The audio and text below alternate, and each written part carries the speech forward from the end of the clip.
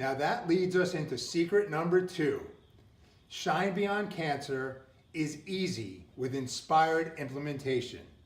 We get it. We know what you're going through. We've been there, we've done it. We know that cancer could be a full-time job. It could be exhausting. I know it's overwhelming. I know you're fearful right now. I know you're probably angry. But what we're going to tell you, secret number 2, is easy to do.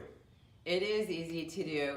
And we've made it that way intentionally so that you would be inspired to implement these steps one at a time into your day.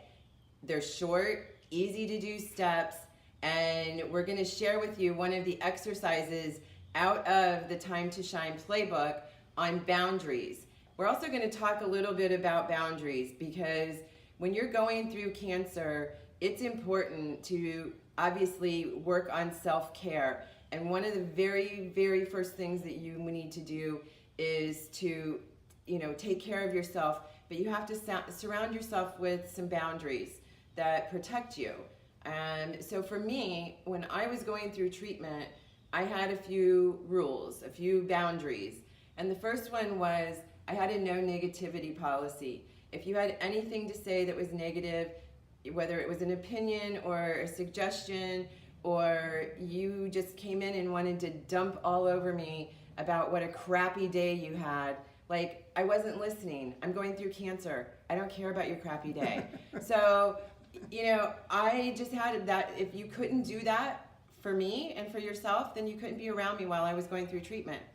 The second rule that I had, and the second boundary, was that every time I received a diagnosis, a treatment plan, oh, we missed this, oh, we got to go in and take that out too.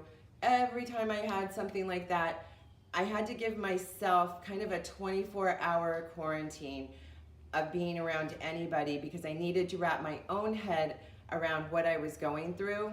So boundaries, super important for everyone, but really important for you as a cancer survivor, cancer patient, and really want to take your life to another level and be part of this VIP community. We're going to teach you how to develop some boundaries. So my boundary story is a lot like Lisa's with the no negativity policy, but mine relates to my mom. And probably like everybody or most people on this video right now, your mom is one of your most dearest, truest relationships. And my mom is a negative person. She was born that way. She was born that way. I love her to death, but she's a negative person.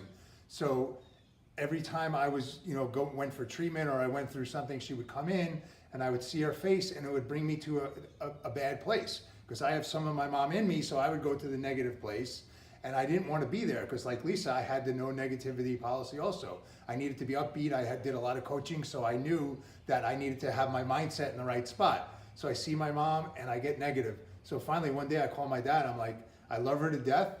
You can come see me anytime you want, but please, for the next couple of weeks or so, you got to keep her away from me. I'll talk to her because I can't see her face, but I can't have her there and see that look on her face because I didn't want to go back to the dark place where I was. So that's one of the secrets that we give you is about boundaries, and it's so important, like Lisa said, when you're going through treatment or you're just finished with cancer, is to set boundaries. Right, and right now we're just going to show you a real quick exercise out of Module 3 of the Time to Shine playbook, which is all about the value of setting boundaries. Bang! That'll